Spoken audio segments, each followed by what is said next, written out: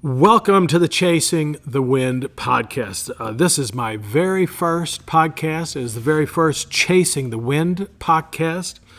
So let me give you a brief introduction. I am Mark Hanson. I am a pastor in Western New York, amateur theologian, and Jesus follower.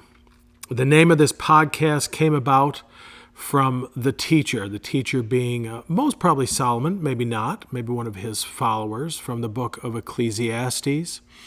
Either way, we're going to call him the teacher here. And he's the one who gave me the inspiration. Actually, the Holy Spirit gave me the inspiration, but reminded me about the teacher. Several times in Ecclesiastes, the teacher uses this phrase. It's like chasing after the wind or chasing the wind. And it implies meaninglessness. This podcast is not about meaningless, though. It is about chasing the wind being the Spirit. The pneuma in the New Testament is what it means, breath, wind, spirit. In the Old Testament, it is the word ruach, and implying the same thing, what the Holy Spirit is doing. So we're not chasing after meaninglessness, although there could be some meaninglessness by the time we're done. Mostly it's about chasing after the Holy Spirit and what the Holy Spirit is up to in your life. So here's the thing. We need to become more present to God. How are we becoming more present to God in our everyday dealings? You know, a lot of times I'll use that phrase and people will say, oh yeah, I want God to be more present to me. No. God is present. He's there. We're the ones who need to become more present to Him, and He's doing things all the time if we would just become more present to Him. So, God is present in our lives, and we're often not aware of it. I sometimes miss it myself, okay? But we're chasing the wind, and the wind blows where it wants, Jesus told us regarding the Holy Spirit. And so we got to keep in step with the Spirit, is what the Apostle Paul told us in Galatians, I believe it was.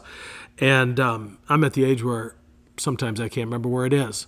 And so I love what the author of Hebrews says. It says somewhere, but I know as the Apostle Paul said, we need to keep in step with the Spirit, to walk with the Spirit, to live in the Spirit. That means we have to become aware of what the Holy Spirit does. So, my wife and I, we have chickens. We have 9 chickens. I don't know what we were thinking, but we enjoy chickens. Some people have fish. We like watching fish or chickens float around our backyard, and we get a lot of joy out of that. How many chickens do you have? Oh, I assumed everybody had chickens, but not everybody does. I get that. So they're entertaining. They give us eggs, which we usually end up giving away because we don't eat that many eggs. But chickens are funny creatures. And ours are trained now. We go out and they hear the door and they assume that we're coming out to give them some mealworms. Yes, our chickens get mealworms. They get treats. They get all sorts of things. Yes, our chickens are spoiled. They don't chase us around like a rooster might, but they chase after us to get treats. They know we have something for them. Yes, they are pretty spoiled. And our dog is just as bad.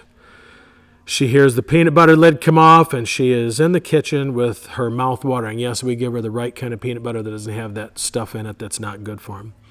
She can be sound asleep, and she hears that lid, and she will be off of that couch or bed or whatever she's on, and she will follow to get that peanut butter. She's 19 months old, and she's still learning. She'll have us trained in no time, just like the chickens will be doing what they want because they will have us trained. Here's the thing. Are we chasing after God, knowing that God has good things for us? Do we trust that just as our dog and our chickens do, and I don't know what they think about this, doesn't matter, there's probably just more learned behavior with them, but do we trust that God is worth chasing?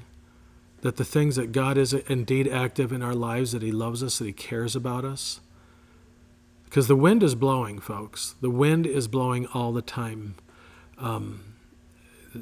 We're here in Western New York, and it is winter, and it is cold, and the wind blows, and it blows where it wants, and it affects everything. This summer, I was sitting on my front porch, and we have a beautiful setting where we live, and I was sitting there, and I was just trying to become more present to the Holy Spirit.